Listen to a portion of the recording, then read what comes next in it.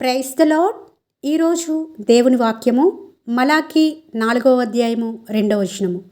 అతని రెక్కలు ఆరోగ్యం కలగజేయును. ఇక్కడ ప్రభువైన యేసుక్రీస్తు వారిని ఉద్దేశించి పలుకుతున్న మాట నీతి సూర్యుడు ఉదయించునని మొదలవుతుందండి. అతని రెక్కలు ఆరోగ్యం కలగజేస్తాయి అని మాట్లాడుతున్నాడు. మరి ఎప్పుడు కలగజేస్తాయి ఆరోగ్యం అంటే ఆయన రెక్కల కిందికి వచ్చినప్పుడు మాత్రమే మనకు ఆరోగ్యం కలగజేస్తాయి. భౌతిక సంబంధమైన ఆరోగ్యం కాదండి, ఆశీర్వాదం అని కూడా అర్థం చేసుకోవచ్చు. రూతు గ్రంథం 2వ అధ్యాయం 12వ వచనంలో చూస్తే ఇక్కడ బోయాజు రూతును ఉద్దేశించి ఒక మాట పలుకుతున్నాడండి. యెహోవా రెక్కల క్రింద సురక్షితంగా నున్నట్లు నీవు వచ్చితివి అని ఉంది.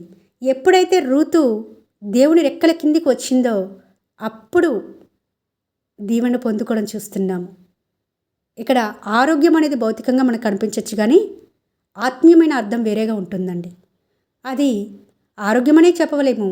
కొన్నిసార్లు మన జీవితాల్లో ఎంతో కాలంగా ఎదురు చూస్తున్నాము, కొన్ని కార్యములు జరగట్లేదు, అవి కూడా అయి ఉండొచ్చు. ఎప్పుడైతే ఆయన రెక్కల క్రిందికి మనం వెళ్తామో అప్పుడు ఇంకా జరగవు అని అనుకుంటున్న కార్యాలు కూడా దేవుడు జరిగిస్తాడని ఈ రోజున దేవుడే స్పష్టంగా మనతో మాట్లాడుతున్నాడు. అతని రెక్కలు మనకు ఆరోగ్యాన్ని కలగజేస్తాయి. అయితే అతని రెక్కల క్రిందికి మనం వెళ్తున్నామా అంటే దేవుని సన్నిధికి వెళ్ళి మొరపెట్టుకున్నప్పుడే కదండి ఆయన రక్షించేది మనల్ని. ఆరోగ్యం కలగజేయాలంటే డాక్టర్ దగ్గరికి వెళ్తేనే ఒక మెడిసిన్ ఇవ్వడం వల్ల అది మనము రెగ్యులర్గా వాడడం వల్ల స్వస్థ పొందుతాము.